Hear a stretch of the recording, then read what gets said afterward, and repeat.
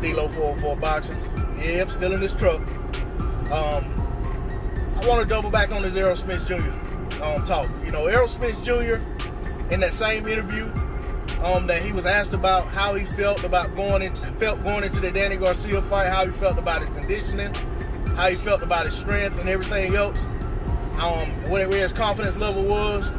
He was also asked about how he felt about potentially facing Bud Crawford, potentially facing Manny Pacquiao. And Errol Spence Jr. answered the way I like to hear a champion answer. He said, line them up. Line them up. They know who to call. Call Al Heyman. We can get the fights done. Line them up. You know, you can't ask for anything more than that. I don't see Errol Spence as the type of guy who says stuff just to be saying it for PR. I think if Errol Spence Jr. is saying that, he means that.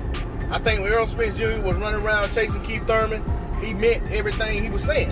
He got to a point where it didn't make sense to keep chasing Keith Thurman. But I do believe that if the fights can be made with Manny Pacquiao and Terrence Crawford, Errol Spence Jr. is going to do everything he can to get himself in the best shape he can get in, to be ready, he'd be willing, and he's going to lay it all out on the line to try to get a victory against either one of those guys. And at the end of the day, those are the fights we want to see. And the guys who are potentially the combatants in those fights, we want to hear them saying the things that they're supposed to say. We don't want to hear them, you know, soft shoeing around it. You know what I'm saying? I get, you know, that guys, you know, he has a task at hand, and that's Danny Garcia. So he can't look too far ahead of Danny Garcia. But he's not the one going out saying, hey, I want to talk about Pacquiao, I want to talk about Crawford.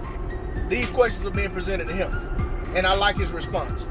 You know, Errol's a true fighter. He's a true fighter. I expect him to continue to be this way. You know what I'm saying? That's the one thing I will say.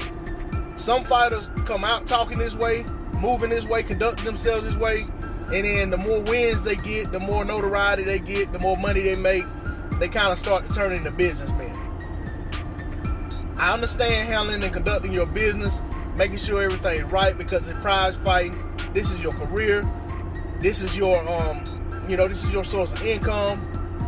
But at the end of the day, the fighting part should be more important than the prize part, or at least just as important. D-Lo 404 Boxing. That's all I gotta say on the subject. I'm out.